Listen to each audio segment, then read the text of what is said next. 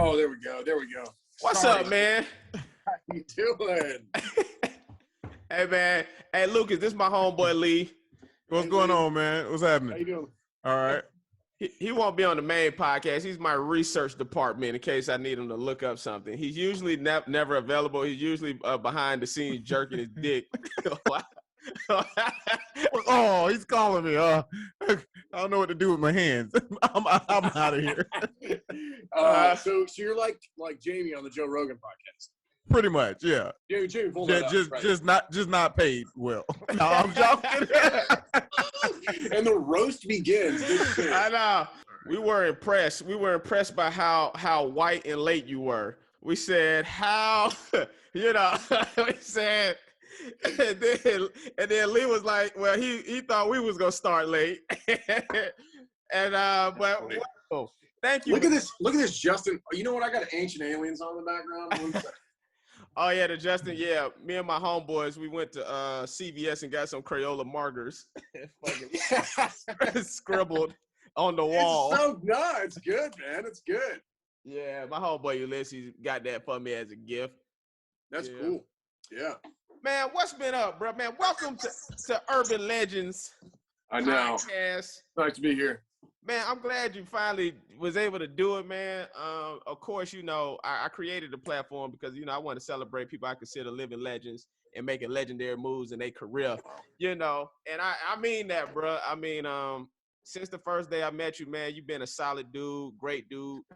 Man, we had so many laughs on the set of MacGyver. Too many. I mean, fall down to the floor laughs. Yeah.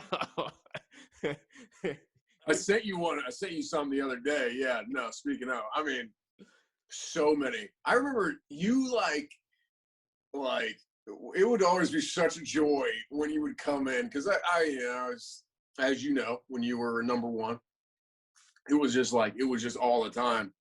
And then, and you would always, you'd come in prepared. I need to start by saying that. You could always come in prepared, and then you would make shit out of nothing. I mean, you would make something, and then, but that's to say of your work. But we're talking about how fun it was. You would come in and just make us laugh all the time, and then it was always my particular type of humor. We're very on the same page, and you would, it would freshen it up because it was, it could be hard work, but when you come in, my favorite part is how much you laugh at your own shit.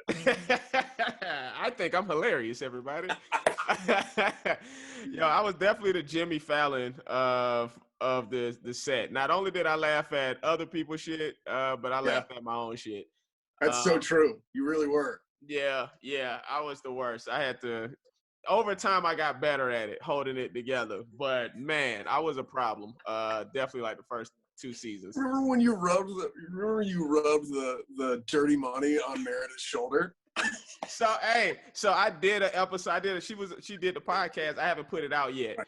And that's the same thing she mentioned. She mentioned that scene. Yeah. That was so funny, bro. Because you were it wasn't written. And so it's like one of those things where we're like trying to get through these takes, and then you make this joke up, and then you're holding us. I'd hate to say it that way, but you know what I mean. It's hilarious because you're holding us up because you can't keep your own joke together. And then the more you try to do the stone face, the funnier it made it. Hey, well, that's why I commend you because you was able to keep it together. I would say way more than I. It was a few times you broke, but for the most part, Luke is very professional. Lucas could keep it together. No. It's a skill that I learned on this because I always felt like I'm not trying to make it seem like I didn't enjoy it. But I always did feel like, looking back, it's ridiculous of me because I always felt like the pressure I'm like, guys, relax. I'll stay a couple extra hours if we can actually have a good time here. Because we always had to make that schedule. So I learned that skill practicing with you because you were always making me laugh. And I'm always got to play the straight guy who's just a nerd doing smart stuff. And it was, it was good practice. I really am not good at not laughing at stuff. I'm really not. I always tell people how funny you are, man. People don't know how funny Lucas is. And I don't know. I'm trying to figure out I don't know who's the best person to really explain who you're like, because I don't know any like straight actors. And I mean that as he's a heterosexual. No, I'm joking. I don't know how many like not playing the comic relief person. Like how many straight actors can do like impressions the way you do, Oh, yeah. like he's phenomenal. He could, it was the skill set of Lucas is he could imitate like regular people. So, most people could only kind of do like celebrities, and it's only because they kind of heard another person do that, do that voice. So that's why they're able to do it, because they're really imitating another comedian doing it. But Lucas the sound guy, the person doing hair and makeup, it doesn't matter who it is, he could do that, man. When did you realize you had that skill? That was pretty early on. I mean, my mom's my biggest fan. She can tell you anything about like when that stuff happened, because I feel like it was Jim Carrey. I was like 5 years old. I was watching The Mask. That makes sense. And I remember just being like, somebody stop me, just like being able to move and then I was watching stuff about, I would just sit in the mirror and just like, just move my face in weird ways, see what I could do. And she was the one who was like, we're watching some interview where he was talking about something, and she was like, see, that's you. But I didn't know that acting was even a thing. I just liked imitating people, making people laugh. Yeah, you're phenomenal at it, man. I mean, Thanks, man. It's a huge compliment. No, straight up, man. I'm telling you, like the set was crazy between me, you, and George. I mean, goddamn, it's mine. And George is a monster. Hey, man, there was days where I had to just take the back seat to George, yo, and I was like, George is a monster. And I mean, hey, things didn't work out for him on the show. He left early. But that being said, comedically, yes, he's a beast. Absolutely, yeah. Hey, so this is what I want to ask, because some of these questions I'm going to ask you, I'm asking because I know the people watching this, they're going to want to know, and then there's going to be other questions that I'm asking you from me. So one, definitely, I want to touch on some MacGyver stuff, because I know the people watching this going to be wanting to know. So what have you been up to since it ended? Okay, well, I'll get into a little bit of it, and then for superstition reasons, I'll stop. Gotcha. Yeah, because of so anyways, I'm lucky enough right now to be shooting a pilot for a project called The Spook Who Sat by the Door. I like to say that title really fast, because it's a double entendre there. There's two meanings for that word, and I'm always but that's got the book right here, actually. Man, I heard it's a phenomenal book, man, and I have to read it. Dude, you should. You would love. I mean, it's like some cutting satire, and it was written in 1969. True story. Then the movie they made a movie. I believe Sam Greenlee, their author, directed it. I think I'm right about that. And what's crazy is the FBI raided all the film that they could find and burned it all. That's crazy. In the early 70s. Yeah. Because the story, well, I actually won't ruin it. Just to keep because that should be enough to get people interested in the story. But no, absolutely. Yeah, man, when you told me you was doing it, I was like, God damn. I was like, no one's calling me. And then if I could be quite honest and candid, I was happy for you, but I was like, well, here I am doing a goddamn podcast, and good to know that he's moving right along. Dude, that's how it always is, though. You're sitting there, you're like, I'm so happy for you, I'm going to kill you. That's how it is for that's how it is being an actor. It's always so hard to explain that, like, even when I used to be an actor, I was like, I hated that about myself and us as a culture, actor culture. I mean, right. It was always like, why we got to be like this? And it's just, that's just how it is. It's like, it's so tough. It's like, an actor I'm working with now was talking about, they were like, you know, he was on House of Cards, and like one of the actors from House of Cards did this thing for the Oscars, and the names he was talking about, I mean, like Oscar winners multiple times over, and they were taking a picture and of all of it was an honorary thing, and then one of these actors goes, who's like a big time, you know, I'm trying to leave out names on purpose, and then they were like, is anybody working? You know, it's like all these people being honored by the Academy, and nobody's working because we're always trying to get that next job in between stuff. You know, we just got done with a 5-year show that is, you know, that procedural. It may be cyclical, but the dinosaurs, they're like dinosaurs, these procedural shows. Hey, they don't work the same way. Say that word again, because for the dumbasses like me, what you said, what you said, cyclical? Oh, cyclical, like a cycle. Oh, that's, man. See, he's the real MacGyver. He know this shit for real. Yeah. You said that and my brain froze. I was like, wait, what the Which fuck? is so funny. You're so ridiculous. You like beat yourself up so much. You're one of the smartest people I know and funniest people I know. But I love that you're self-deprecating at the same time. But cyclical, yes. So it may come back around, but like I remember, you know, for instance, you know, George would tell me stories about actors, and I started doing some research about how much people were like getting paid back in the past, and it was different. You know, the ratings were different. People only had, well, let's go back like 40 years. They only had like 5 channels. Right. So that and the more streaming came along, you know, that sort of those sort of the paradigms, they just started slowly fading away. And then we were on a show that was a procedural show that we did that's a half a decade.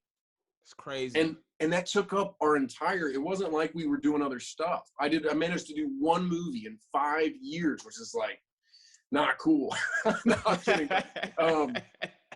No, but it's a major accomplishment. I mean, you were always hustling. You're always doing, you know, you're always doing something else, and I commend you for it, because I would never have had the energy and didn't. But you know, it's 5 years. We were able to do 5 years on a show that was a success. I mean, look at what happened after we were done.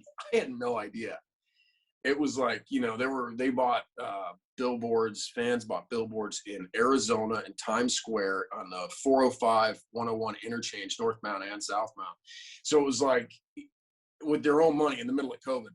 Yeah, he's talking about the Save MacGyver campaign that our fans were doing. But yeah, I'm listening. Yes, for the audience. For the two that don't know, this is definitely all MacGyver fans watching. They're like, we know, Justin. We did it. But to clarify, I have been told by many people, and my dad was just with me. We have the same brain. We're just like scatterbrained. I'll talk about 20 different topics here to keep me on topic. But yeah, and I had no idea. So it's a major accomplishment. See, I don't even know why I'm talking about this. Sounds like I'm just bragging about our experience on the show. But yeah, Lucas. No, I'm joking. It doesn't, man. What were your thoughts when you first started seeing the Save MacGyver campaign? And you know, would you want to do more episodes if it came around? Like if a Netflix or a Paramount Plus wanted to do more episodes? Yeah, that's funny you say that, because it's a precedent that has been set, and that's why you say that, because it's happened. It's something that well, I'll answer that question first, and I'll answer the what did I think?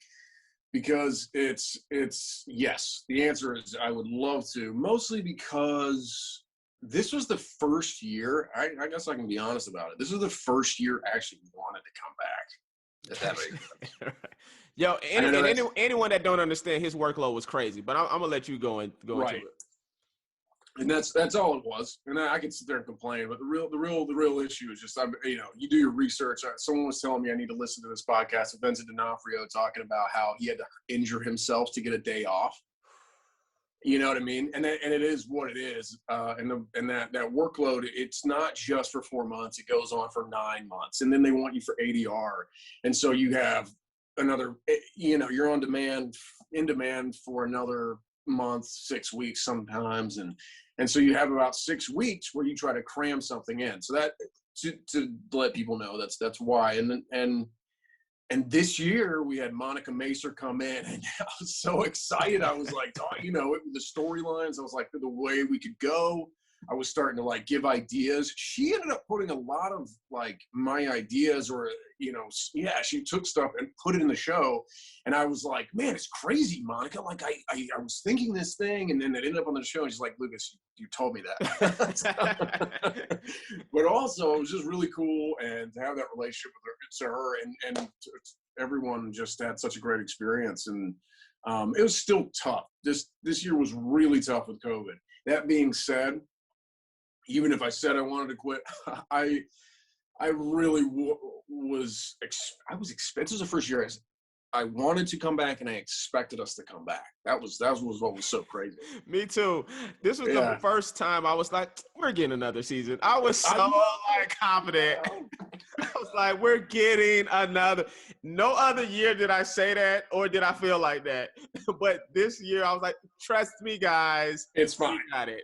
We're good. I know. And then it all fell apart. No, but it didn't, because look at that response. That response was crazy, dude. Because there was an article, and this was a while ago. I mean, that it was talking about well, I don't remember anything from the article, but it was really nice about what was going on with but it was about the billboards. It was about the billboards, and there was like, they had sent like 500,000 paper clips already, and then they were getting ready to send another lump sum. I don't know what happened, because I try to stay off of social media as much as I can. And I'm not gonna lie to you, it's really been very helpful for mental health. Just even just a little bit of scrolling that you do, where you'll get on and, let's say it's stuff that's not detrimental to your health, but then you see stuff, and you see other positive stuff. Comparison, you told me this, comparison is the thief of joy. Right. So you'll sit there and you'll look at other people's good stuff, and you won't even know. Subconsciously, you're like, why am I not doing that? Why am I not doing this? For sure. I stay off, but I do know that people really responded well. It was nice, dude. That show, and I'm not gonna get too into this, but this is half allegory, half reality. Is that show nearly killed me. So the fact that people really responded in the way that they did was like, it brought me to tears. I mean, I'm not gonna lie to you, it was emotional. It was really, really, really cool to see that people cared that much. Not to mention, my dad told me, he showed me a video of a guy, or no, I was on FaceTime, and the guy was like chasing down, like, Colonel Till, what am I gonna do on Friday nights? And the guy was talking to me like, it was crazy. He told me another guy was like, grown man, like nearly in tears, saying, like, what am I gonna do on Friday nights? Wow. And it's crazy, because a lot of people watched it with their families. It meant a lot to them. I told you, like, my grandpa was like, tell my Bozer he's doing a good job. Everyone, people loved you. People loved seeing us. I mean, because we did, especially towards the end there, we were having a great time all the time, I mean, it was still tough, but it was at least the experience we were having, especially this last year. It was just like, I can't even be mad. It's just, right. See, that's when I get fearful, when stuff starts getting too good. I feel like that's when they cancel stuff. I don't know. Like, yeah. It's almost like when the work environment is really good. That's usually when you talk to actors too, when they tell you like the best set they've ever been on, it probably was some shitty movie that no one saw. Yes. I was just having this conversation in the van. It's crazy. When stuff starts going wrong, I start to see it as a guy. I was just having this conversation. Verbatim, I said, when stuff starts going wrong, I go, that's my good luck charm. That's my good luck charm. And the example I used was the Apocalypse Now documentary about the making of the movie. I think it's called Heart of Darkness. And it's incredible, because everything went wrong. I mean, nothing went right. And the movie ended up making $220 million box office. It was critically acclaimed. It was great. And nothing went right. I mean, Martin Sheen had a heart attack. He like passed out. He like bled all over the place. And that scene, it was like crazy. So anyways, when stuff starts going wrong, I mean, half related to what you're saying, when things start going right, you start getting fearful. No, seriously, yeah. I mean, it's related to that, but also, helping people cope with how difficult these things can get sometimes. It's like you go, this is my good luck charm. Every time something goes wrong, this is a part of the story that they're going to tell when this is a success and this is great. And you get to tell the story about, well, you should have seen what it was like back in my day when we were shooting it. Right. So, yeah.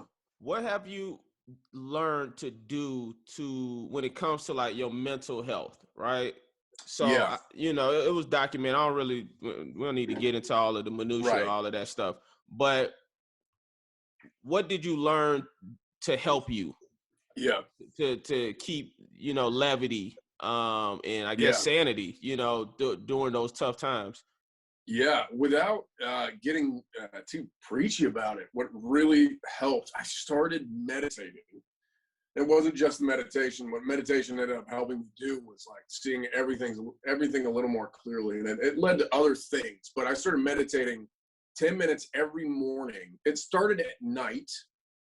I would get home and I read that you should have less in your stomach or whatever, and all this kind of sort of like spiritual stuff. But I was like, okay, I'll do it at night. I started doing it at night.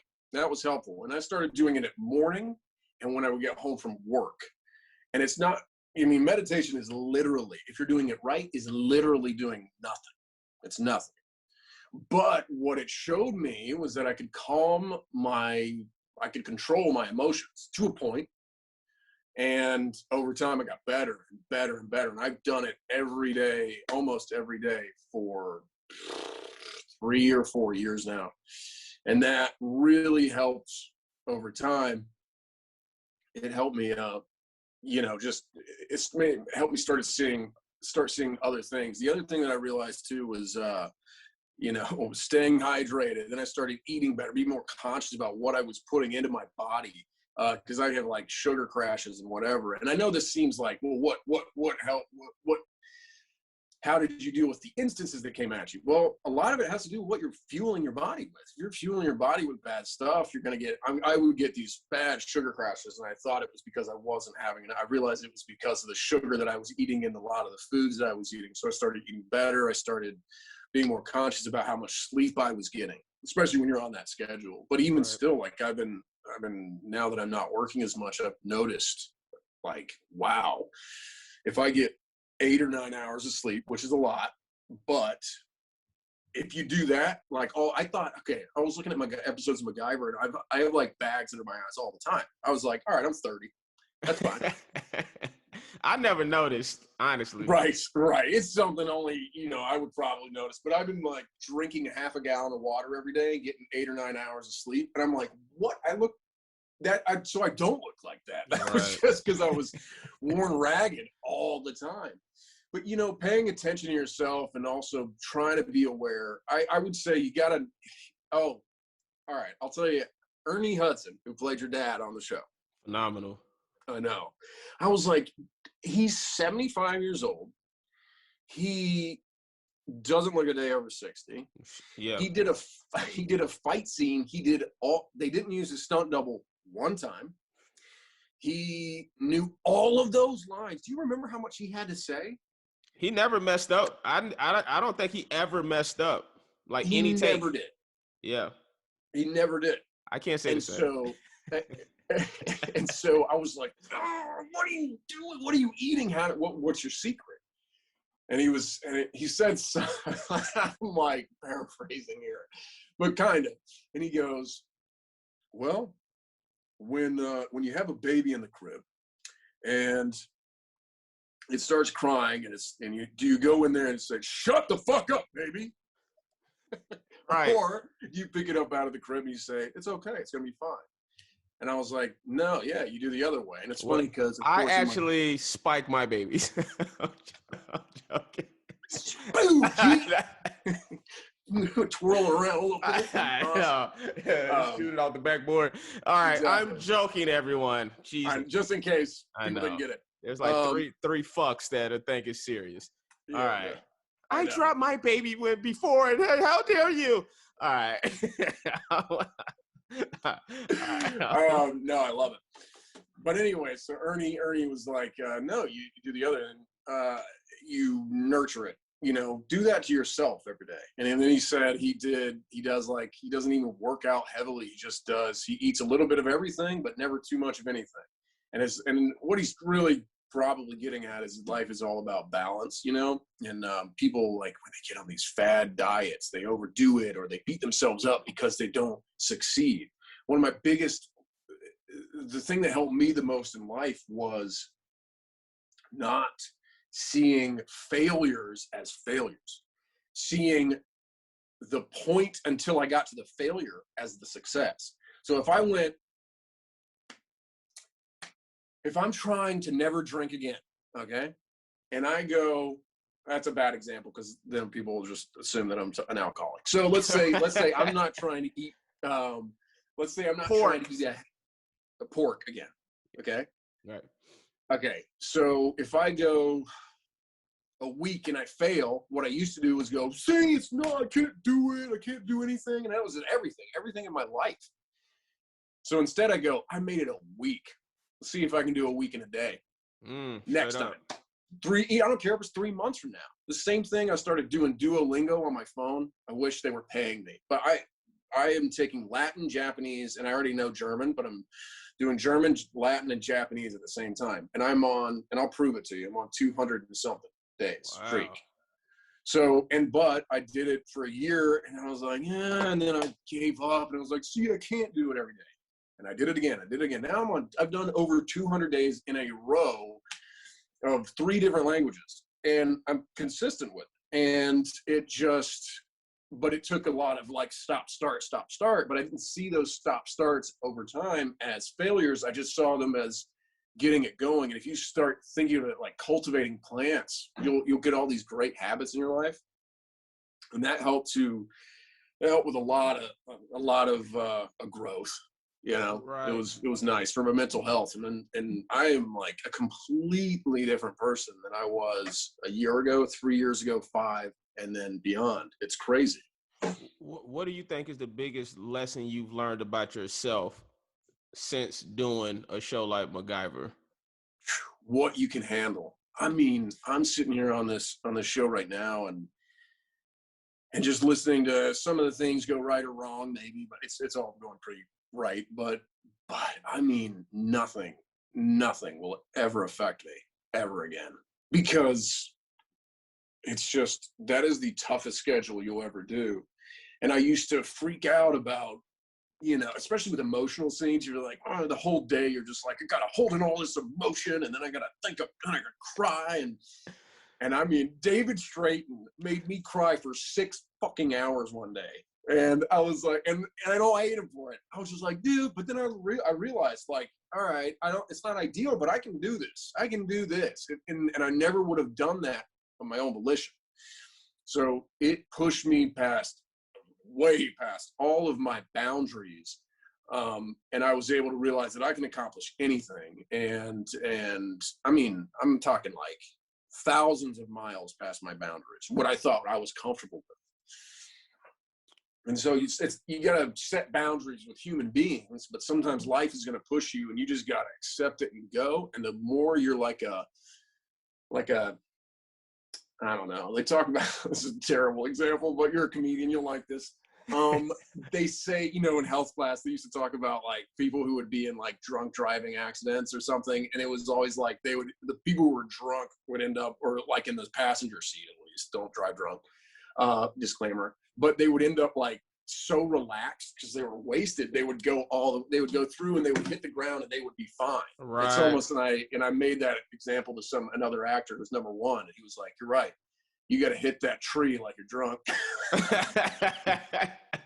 But what I'm trying to say is when life starts throwing that stuff at you, I try to fight it and fight the people who are throwing it at me, and it'll tear you apart. It's almost like if life's throwing this at me, there's got to be a reason. And it, at the times, MacGyver seemed like a bad thing. And over time, I learned they were all good, even the things that seemed bad. And then there's the obvious good things, like I got paid, I don't have to worry about money in the way that I used to anymore. But then there was the bad that seemed bad, that were like just challenges to overcome that made me 10 times the man I was before. Yeah, that's the thing I learned from doing Rush Hour. and I probably said it to you on set too, or at least I was thinking it, which was after I did Rush Hour, I realized I could do anything when it comes to acting. Right. Because the workload is crazy. And I used to think the same thing about you. I was like, after this experience of MacGyver, you could do anything. No work schedule or anything, because with anyone that don't comprehend, because there's still a couple of fucks that's listening, and they're thinking you're an actor and you should be happy and it should be good. And we're not designed to work 12, 13 hours every day for 9 months. And then maybe 10 months. Like, that's not how, like, think about your work schedule, whoever's listening. You probably work 8 hours a day. You probably work 8 hours a day. He's working 12 to 13 hours a day, every day, sometimes even on a Saturday, you know. Right, that first year. Yeah. So, so that's what I realized about this. But I'm gonna tell you something that Ernie Hudson told me when he guest starred. I probably was making some self-deprecating joke or some shit, talking shit, and something so I didn't kill myself on the show. And, and so, I was just talking shit one day, and he was like, "Hey, man, Justin," he said, "Hey, I'm gonna tell you, don't take this show for granted."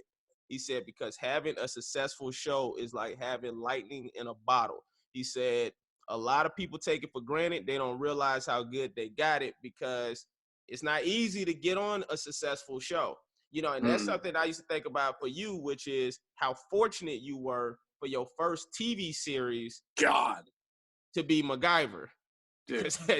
that doesn't happen for everybody. It doesn't.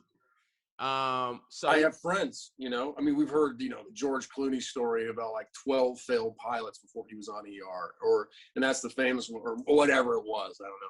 Paraphrasing. No, I think it was like that. Chappelle was the same way. I think Jennifer Aniston. Oh, really? Yeah, Chappelle. The name of his production company is called Pilot Boy, because he used to do nothing but pilots. He did like 13 pilots before he got Chappelle's show. Wow. Yeah, man. Well, do you remember the story about, wasn't he supposed to be, didn't he get offered the role of Bubba in Forrest Gump? I think so. And he turned it down? I think so. Yeah. Chappelle's been like super industry hot for years. He was always like that dude. Well, why wouldn't he be? Yeah. I mean, yeah, when you that brilliant, I'm sure they're like, yo, we know you're gonna be a star. So how selective are you now when it comes to your project? We actually we're with the same agency. And that's right. And they're looking at me right now like Justin is a fuck, because I pass on almost everything that they've been sending me. Good. But a part of that also is like, sometimes they'll send me a bunch of like best friend roles. I'm like, if a mother want to see me play the best friend, go tell them to watch an episode of MacGyver. I'm not finna audition for a best friend character. It's like, fuck out of here, yo. I just did that shit. It's literally on tape. They don't need me to come in and put myself on tape for this. Your best friend is that much different? Sure. Right. So, no, I agree. So even though Bozer had, if anything, I'm showing you more from my tape of MacGyver than anything that you're writing and sending me to audition. Bro, you have like 22 times 5 hours of footage. Exactly. So that being said, though, so I'm being like super like selective, and I'm just kind of focusing on the shit that I want to do, developing my own shows and stuff like that. Exactly. So how have you been when it comes to projects? Like, how selective are you being? Are you like, yo, if it's an offer, I'm taking it, or are you like, no, I'm not really messing with certain stuff? So what's funny is that this project I'm on now came like that. It's not, I haven't even had the chance to try to see what that's like yet. And but it's also not, I was going to take a year off, but this came through and I was like, what? Yeah, I would like to be a part. I still had to audition and do that. And you did have to audition for this? Yeah. I was gonna ask you that. Okay, I'm listening. Yeah. Took a meeting, then did a reading. I think it was that. and then now we're here. And the reason I'm so like vague about it is because of superstition, because it's just a pilot, Right. no pickup yet. But yeah, it's really cool, to say the least. So, but the original plan, you know, I kind of mentioned this. But the greatest thing about MacGyver, even when I wasn't having the best experience, was that I knew that if I did it for a couple of years, I wouldn't necessarily have to worry about money, not the way that I used to, at least. Mm-hmm. And so I was able, and now I can sit back for a little bit and enjoy my life and not be in the rat race of it all, because it was destroying me. It's like, I mean, you think about this too. It's like how many actors you've been in the same room with, and a little bit of this is just how it is, and it's okay and it's funny. But how you really start to like get cliquey and petty with your thoughts about that one actor who kind of resembles you, or maybe he's kind of funny like you, or whatever. I'm sitting here like, dude, we are the same. We're in the same. We're all in this together. If anything, it's the people who should be paying us more money or whatever. You know, it's like there's Oh, they should. and then there's, you know, and then think about the awards. You know, I would love to think that we're all like, I would be happy, you know, if, I'm not trying to say that I even care, but it's just like, if I was there, I'd just be happy just to be a part of the conversation. Because once you start like, now we've created a thing that's going to make us cutthroat with each other because we're trying to win, because we're in a business, a medium where there is no winning. It's subjective. So we had to create these awards to separate the really talented from the less talented, or to even separate the best from the second best and whatever, because we're not athletes. We don't win games. There is no winning. So that's what we're always talking about, box office points box office numbers and awards and all that stuff. We have to make this stuff up, but it also is like so often like pits us against each other. No, for sure. Which is, I think, is ridiculous, but I also don't want to judge, because I've been there too, you know? Yeah. You know, I'm at that point when it comes to like being a free agent, I guess, right now, where that was a conversation I had with our agency, you know, recently, when it comes to like meetings. I'm like, where are my meetings? Right. I'm like, you know, like I'm at a point where it's like, man, I feel like I've proven myself enough to, because even MacGyver was an offer for me, you know. Yeah. But because I had just did 13 episodes of Rush Hour, you know, so I was like, that was my audition for MacGyver, was 13 episodes of Rush Hour. But yeah, I'm at a point where it's just like, it got to be something I really love and really passionate about, that's even going to make me put myself on tape for something, or absolutely. I was like, I'll do a chemistry read, right? You know, but they was like, Justin, oh, they're so excited to see your tape. I'm like, if they're excited to see my tape, why wouldn't they just bring me in for a chemistry read? You know, if that's different. Yeah, that's different. That's real excitement. Why don't they just offer me the role? You know, that's real excitement. But to say they're auditioning for me, I mean, excited to see an audition tape, fuck out of here. That's just bullshit. Yeah. Especially to be clear, when I was talking about my audition for the thing I'm on right now, that's what I had to do. It's a chemistry read. Right. See, that makes sense. Because it makes sense. You got to see if people work together well. That makes sense. And I agree with your stand. You know, it's like you just got off a successful show that people were like itching to get back on the air. I mean, fans were, and so it's like you. And also, listen, man, I know you. If someone didn't know you, listen to me. Justin Ayers is talented, beyond talented. He's smart as shit, and he's you're just a joy to have around. So anyone would be lucky to have you as a part of their cast, much like, I mean, but also like, just go look at your body of work. Like, it's not hard, you know. And you should be holding out, you know. I appreciate that, man. How do you handle not being like, was there ever like a project that you did that you thought was going to catapult your career and it didn't? And if that was the case, or have you ever been a part of something that wasn't as successful as you wanted it to be, and how did you deal with that, or did you just not give a fuck? You know what? I'm not trying to flex. I have always been very careful. When I was 17, I was in a Hannah Montana movie. And I have that in my notes as a talking point. Okay. And I was just like, man, at the time I had reps that were like, this is going to be huge. You're going to be a big star, kid. And I was just like, nah, I mean, don't get me wrong. I think this is going to do, I had no idea. It would actually end up paying off way later. And I'll get into that. But that's beside the point. But that was the thing that was just like, everyone was talking about how it was going to catapult me. And I think it did help me get, it sounds weird. I don't want to speak out of turn because I can't speak for people involved, but there was a little story with like X-Men and felt like it was going to go another way. And then my like agent or something sent casting like this video of me getting mobbed because I was in that movie in London.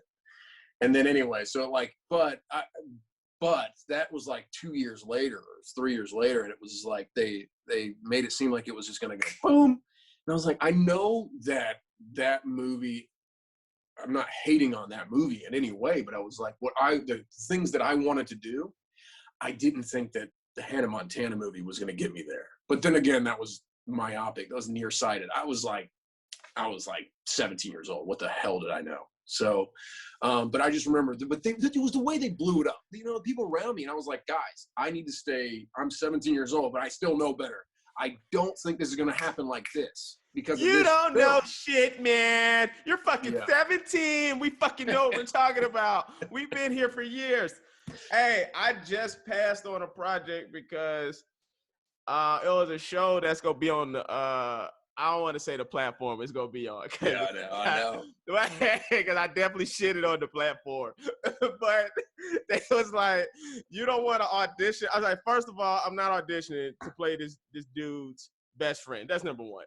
Number two, I don't think anyone's gonna see this show on the platform, yo.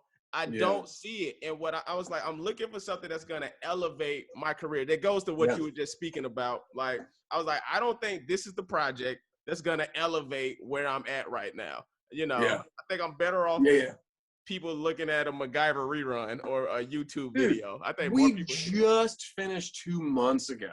I know it feels like it probably feels.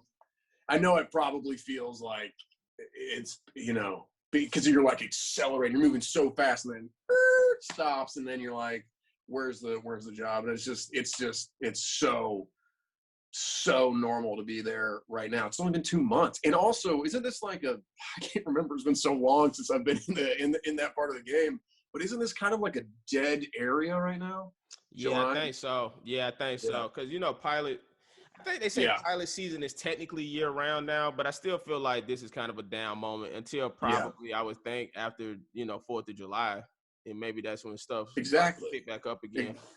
And then when it does, and it's like it's tough because we got done in the middle of the year, but it is what it is. But I think it's only been 2 months. That is nothing, man. I remember I got done with when I moved to LA, David Straighten. So for people who don't know, David Straighten was our directing producer for the last 2 years on MacGyver. Yeah, I believe so, yep. And he put me in my first job ever when I moved to LA. So this was after the Hannah Montana movie. I moved to LA when I was 18, and I was there for 2 weeks, and I booked a job on House. David Straighten gave it to me. And I remember talking to Cal Penn. He was on there, and he was a regular on there at that point. And I was a huge fan from Harold and Kumar. And we were talking, and he was just like, you've been here for 2 weeks? And I was like, yeah, I mean, it's no big deal. And he was like, that's a big deal. And you're going to do good. And anyway, shout out to Cal. Thanks for being a fan, supporter. And then I booked another guest star 2 weeks later on a show called Medium. I don't know if you remember it. Yeah, I remember that too. Yep. Yeah. It was on NBC, right? Yeah. And then I booked, and I moved out in September. Okay. All of this happens before November. I also then booked a Jackie Chan movie, which I just saw that, which is, I don't know if you ever told me that. I didn't see the movie, but I saw it. I had went on your IMDb, and I was like, he did a movie with Jackie Chan. I don't know if you ever did you have scenes with him? Bro, I fought him. I don't know. Let me tell you how this speaks to your character in humility, because I was coming off of Rush Hour, the TV series, right? And I can't remember you ever bringing up like I fought Jackie Chan in a movie. Like I don't even. So I mean, that just speaks how much of a better person you are than me. Because I was like, hey, everybody, I just fucking did Rush Hour. I want you to know. Did I tell you I'm fucking just was. Everybody, I was number one once, Yeah, exactly. If I was number one on a network show and I worked as hard as you did, I would be telling everybody. That's probably what it was. Yeah, I worked my ass off. That's the thing. I get it, but we'll get back to that because that seems to be the only thing I like to talk about sometimes. Like you, if you're talking about it, I like to talk about it. It's hard. No one gets it because, dude, we'll circle back to this because it is insane. But so I booked that Jackie Chan movie. Okay, so like I'm 18 years old. I'm fresh out in LA. I just booked 3 jobs before the year's over, and then it was like 6 months of unemployment, and I was just like, oh man. And by the way, the Hannah Montana movie had come out, and they had told me that it was going to be huge for my career, and I was going to get all this work and blah blah blah. And I was like, I don't know. I'm not. Again, not shitting on the movie. It's just I didn't know that the type of stuff that I wanted to do was going to help, and it just didn't take off at 6 months. Now 6 months doesn't seem like that long, especially now I'm successful, but it's like that is excruciating when you're in LA during pilot season. The first 6 months of the year, the time we just talked about, is the busy time, and you're like, you got nothing. Oh man, it's a wrist slitting time. It's bad. Right. And but anyways, I've been through it. I've been through it, man. It's only been 2 months since we quit MacGyver. So, and there could be people expecting you to go back to. There was people who were like, "So is it coming back? It's coming back." And I heard it's coming back. It's like, no, I don't think. No one's told me that. I'm about to say I haven't gotten that memo. No. There was definitely times when I wasn't booking for sure. This is the longest I've been unemployed in 6 years. Wow. Yeah, because even from Rush Hour to MacGyver, that was only 3 weeks I was unemployed before I had got that call. See, that's why. That's why you're like, this is weird. Yeah, it is. It's over half of a decade, by the way. That's crazy. Yeah, man. That's crazy. I remember when I was about to get married, I did my last, I haven't had a regular job since, and I would say 11 years or so. It was right before I was about to get married, and I was doing some promotion. I used to do promotion shit, hand out free items and shit like that at events.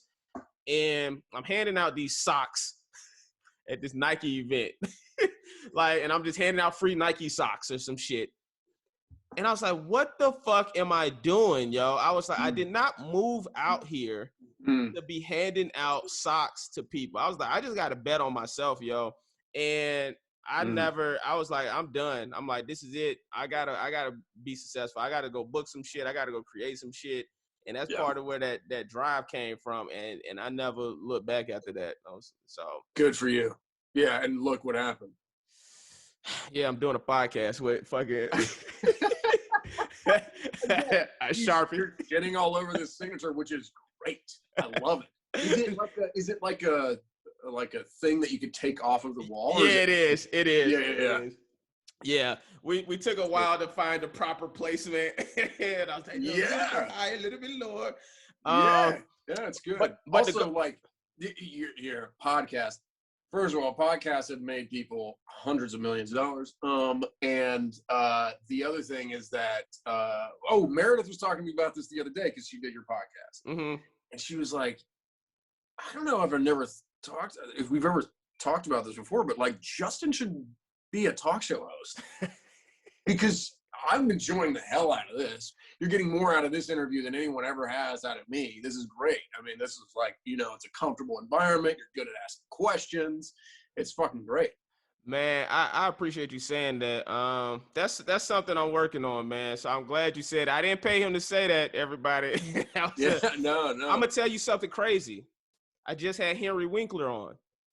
Shut up, Yeah. dude. What? Henry did it. At the end of the episode, Henry says to me, he said, Justin, I've been doing this for a very long time, and you're really great at this.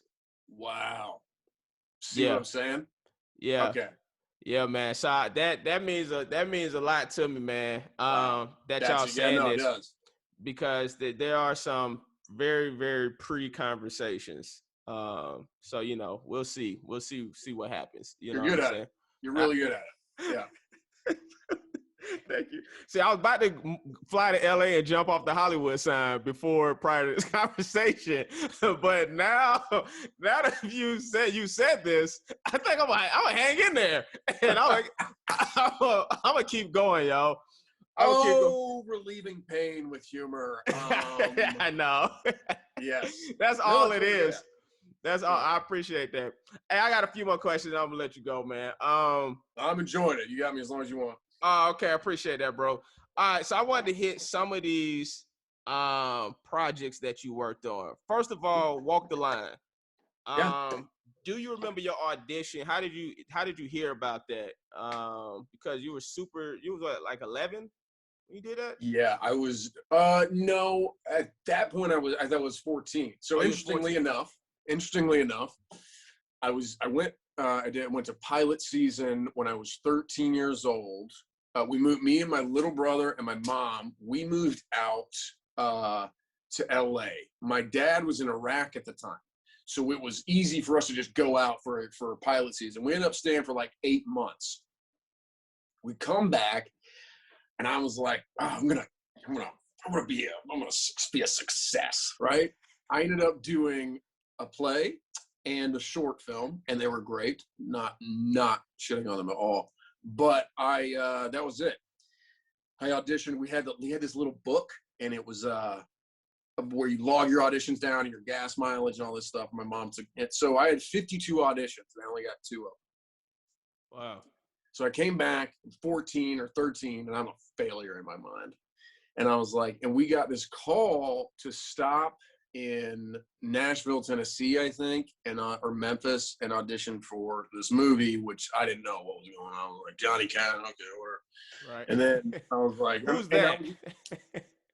All I want to do is see my friends. I hadn't seen my friends in 8 months. And so I was just like, I just want to go home. I don't want to do this. It sucks. And so we did. Oh my God, no, before that, we tried to make a tape in LA and it was horrendous. And we didn't submit it. Thank God. It got lost. And then they called again, and it was so bad. And it was me on the floor. And I told my mom I didn't like acting with her. So she had to have someone else had to shoot it or something. Gotcha. Anyway, so then, and it was terrible. And I was like dying, and I was like, oh, anyways. I got a call back. At this time, my dad was on a 2-week R&R from Iraq, and I was like in Disneyland or something, Disney World. And I was like, I'm not leaving this to go on an audition. They got a call back.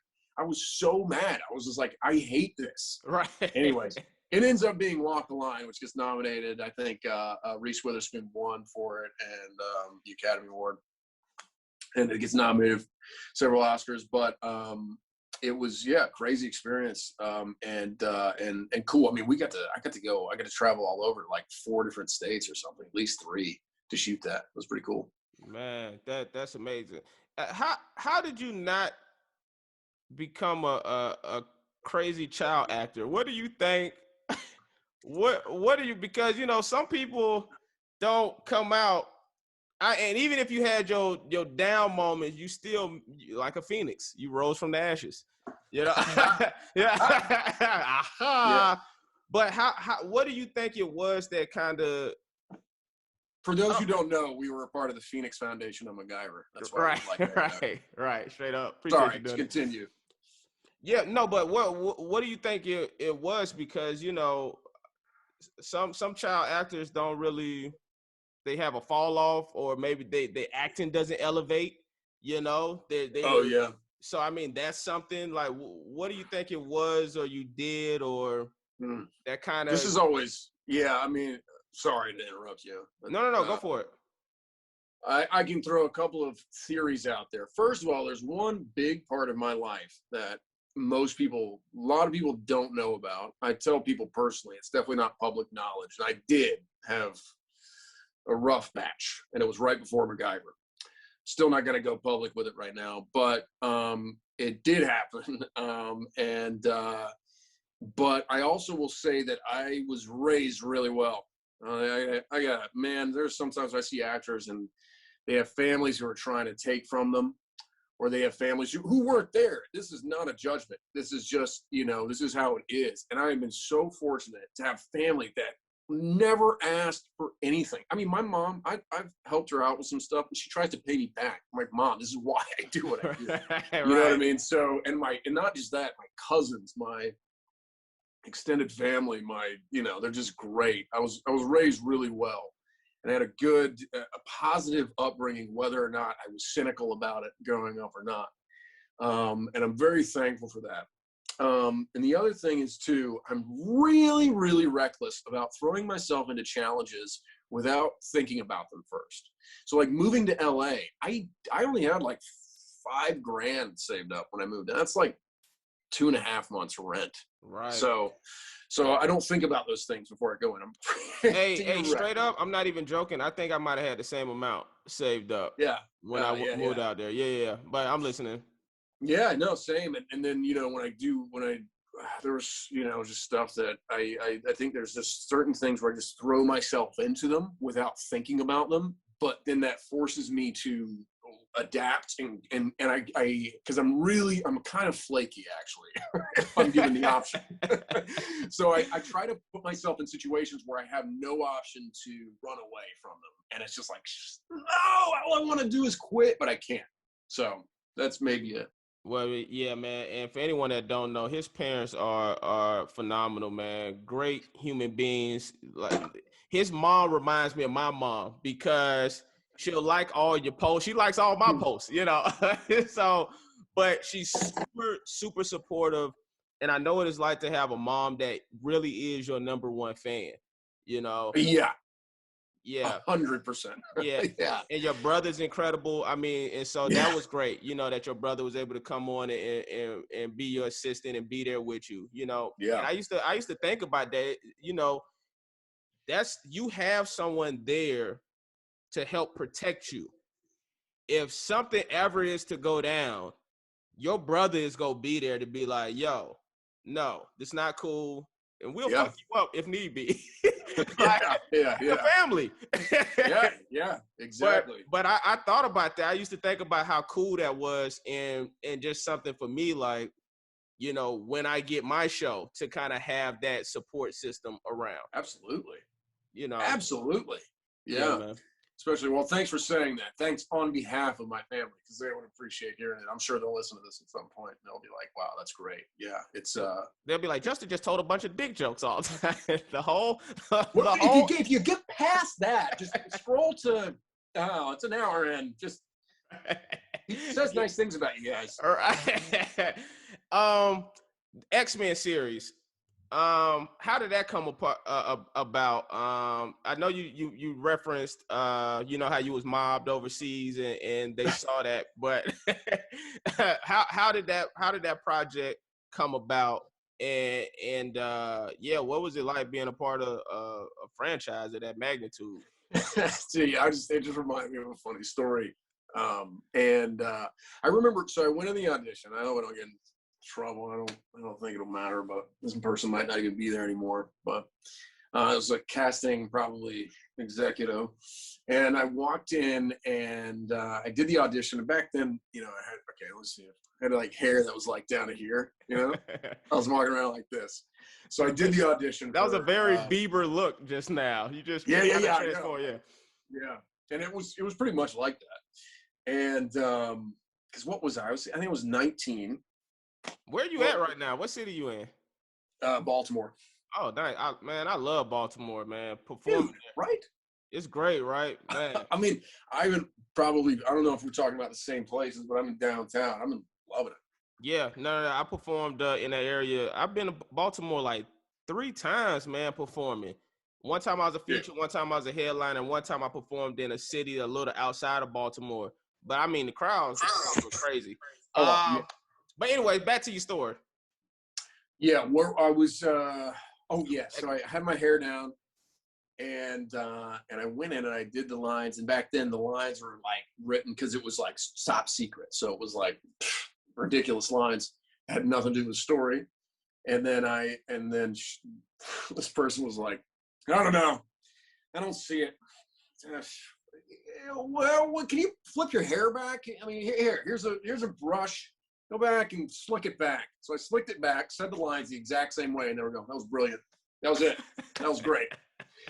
But thank God that happened. So then I ended up flying to London, and I was so nervous. I ended up going to casino the night before to calm my nerves because you could go. It was like 18 and up, you could gamble there, and it was like this crazy. I call it a mom and pop casino. It's not really a great way to describe it, but it was like all these. It was like, I don't know, like Saudi princes in there. Wow. But it was just like tiny, and it was just like this contained area. I loved it, and it got my nerves down enough that I was able to just not think about it that night. Walked in the next day, did the audition, flew back home. Oh, when I walked out of the casino was when I got they were camping out for Twilight, and okay, that's definitely the audience that would have watched Hannah Montana. And I walked out and I was like, what are you guys camping out for? And they were like, oh my God. And then there was like video. It's Justin Bieber. No. Exactly. Yes. Exactly. No, but so anyways, I don't know if that was actually it. I just remember there being a time, when like you think the race is going your way or not, and your reps do some things that you don't even know about. But I think that's how the story went. But anyways, I got that. That movie, that was insane. Man, friends, like that cast was nuts. They're awesome. They're incredible, talented people, and they're all great to hang out with. And it was a cool experience to be a part of. One of the coolest experiences of my entire life. Yeah, man. Nah, of course I watched them. I got to. Everyone. I grew up on X-Men. What type of roles do you want to see yourself doing in the future? What's something you haven't done yet that you would love to do? And do you want to get into producing? Developing your own projects type thing? Yeah, well, doing a little bit of that now. I guess I am doing that now. It's just it's in the development phase, so it's like it's so early on that it's I do. But you know why? Because there's a time where I want to direct. Nice. But it's almost like the amount of times that I really like acting. There's a lot of times where I didn't like acting. I only want to do certain roles. I only want to invest that amount of passion and time into things that, I mean, it's a tough job. You really got to like it. And I do, but I don't always. And so it's the same thing. But with producing, obviously you're going to make more money. It's like I worked with I've worked with mediocre producers, and then you work with some crappy ones. And you're like, and you're making money off of this?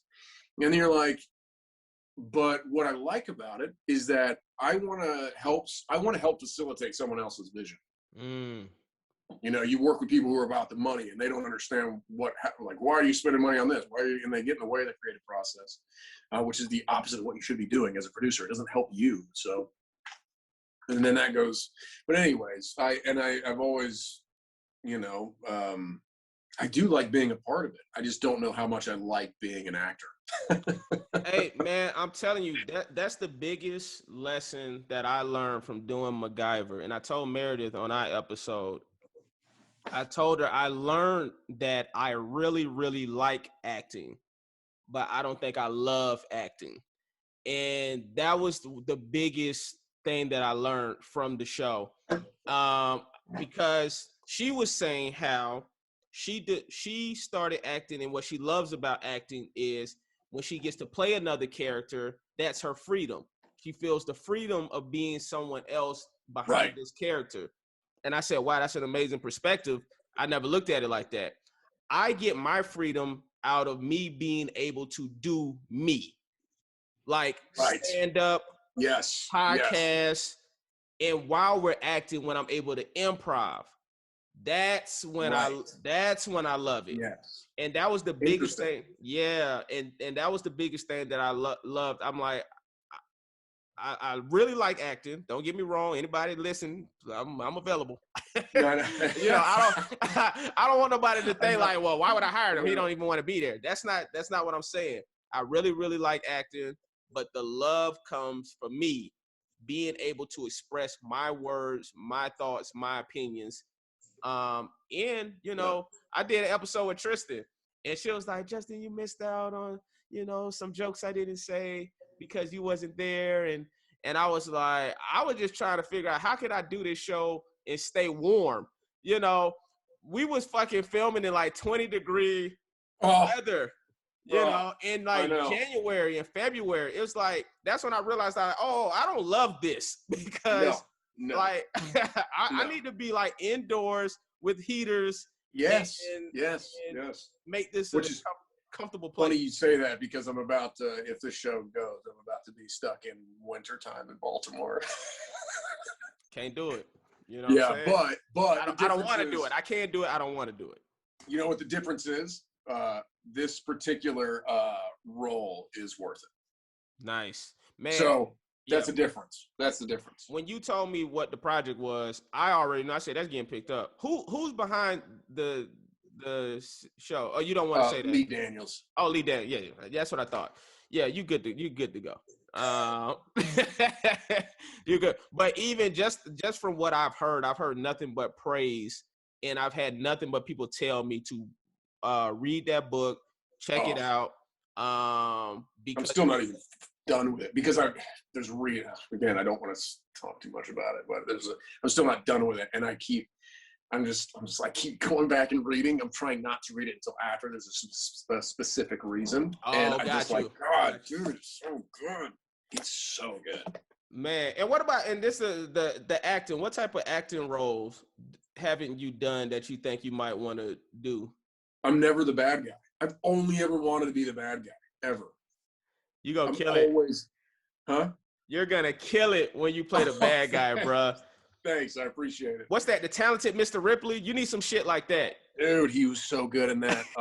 Matt Damon is one of those actors that I guess maybe everyone was talking about it when I was younger and I just wasn't a part of the conversation because I was a child. But he's he's my all-time like favorite. I mean, but he's not one of those ones I think. I mean, I like Jude Law. It's funny, they're both in that movie. Jude Law and him, as far as male actors, you know, I could go on for days, but the two, and but like, dude, Matt Damon could do anything. He could do it, and that's probably who you remind me most of is Matt Damon. Well, that's a compliment. Yeah, and I mean that because he's someone that could do comedy and drama. Oh my God, yeah. And can do action, and you believe it. You know, this is the last question I'm gonna ask, and I'm serious. I've enjoyed it, man. Oh, good. Ask more if you want it. Dope, man. Which is, I know when you were doing MacGyver, you didn't have a dating life at all. Right. Are you at a place where now your schedule is open where you could kind of entertain, or are you like focused on yourself? Like where are you at on that? Because I'm sure the ladies want. I know. You know, I may or may not have started something. Okay.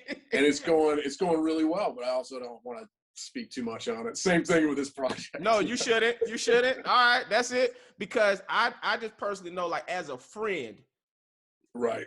This wasn't even like a coworker. This is like as a, you know, us having like real conversations off camera. I know that's something you wanted. You know, you wanted to be able to have a connection with another person and have the time to do it. You know, and working and working that schedule, you know, it just didn't allow you to have that. And everybody wants some type of human connection with another person. Go figure. So I'm happy about that. That just made my day. Thanks, man. I appreciate that. I really, you have no clue how much happiness that just brought me knowing that. So nice. Yeah, man. So, hey, man, this has been, Lucas Till, man. I appreciate you. You're a king, bro. It's been awesome. Yeah, man. It's been nothing but love, man. I can't wait for us to work on something else in the future. I know. Honestly, you're always like that. It was always a given. You're just so reliable in so many ways. And I don't just mean, but let's talk about it. It was always like when Justin comes in, he's gonna know his shit. He's gonna deliver. He's gonna elevate whatever they've given him, and then he's gonna make me laugh the whole time. And he's not going to mistreat the crew. He's not going to mistreat anybody. You're going to be kind, you're going to be cool, and you're going to make us laugh. So thank you. Man, I I appreciate that, man. I appreciate, because you know what I learned early was like I just had it was a couple things. I took philosophy in college. Yeah. And I think it was like Aristotle or Socrates. One of them, their quote was like, "Be good for the sake of being good," meaning be good, not wanting anything in return. Right. You know, just be. And so I really took that on through life. Like, I'm gonna be good, and not wanting, if something good comes back to me, great. But I'm gonna just treat people with respect, be nice to people, just to do that. Yeah. Then add on you being in Hollywood, you never know where somebody gonna be at in their career 5-10 years from now. You just absolutely. And the person you might have shitted on that had 2 lines, you know, or the PA that you might have shitted on, you know, back, this motherfucker running a movie studio now. Absolutely. You know, I've seen it. Yeah. This actor got that actor that had 2 lines. Think about Javicia. Yeah, dude. Yeah, I know. She went from being, you know, barely any lines on MacGyver doing guest star roles or recurring kind of to a superhero playing Batwoman. Yeah. Just never know, bro. Just never know. You're right. I know. There's so many examples and there's too many, and I'm like, my brain's like, buddy, you're right. And it's like when people do charity things. This isn't it. It's the opposite. When people do charity things and they post it on social media, don't get me wrong. If you're trying to use that one example to get other people to see how easy it is to do things to help the homeless, to feed the homeless, to do this or that or that or that, that's different. But some people do it to let other people know how generous they are. And besides, listen, that can also be fine. I'm not even judging them too much for that. You're a piece of shit. God, go somewhere else. But I'll tell you, man, being good for the sake of being good, it's one of those things. It becomes a habit, and it really does come back around if you're worried about it for that reason. But it just makes you feel good. Man, you walk around with less weight all the time.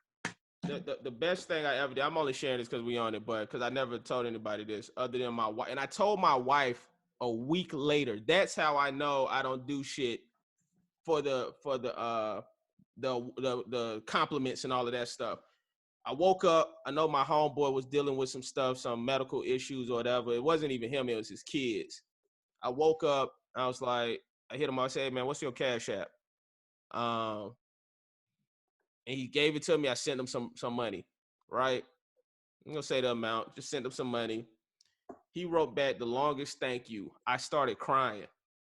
I started crying because I was like, damn, like I did something great for somebody that did more for me than being on a TV show. You see what I'm saying? I know.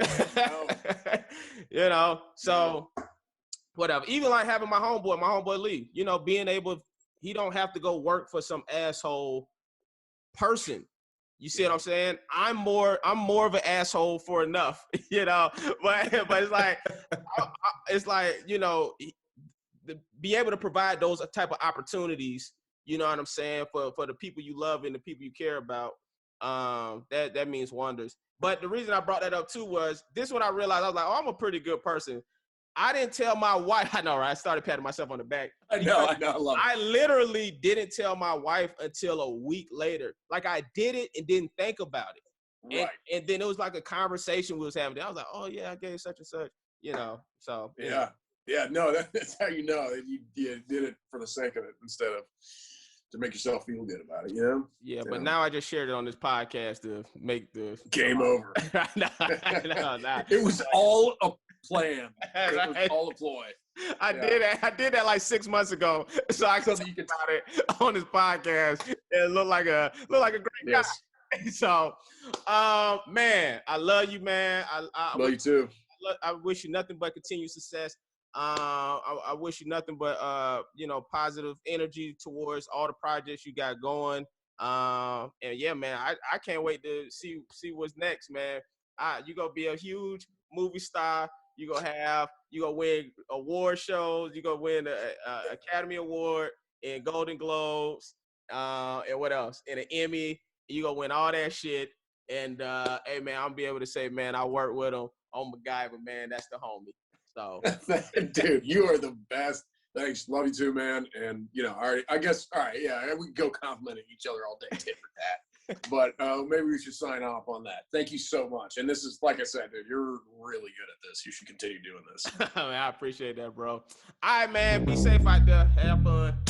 All right, man. Talk to you later. Peace. Sway, sway, sway, sway.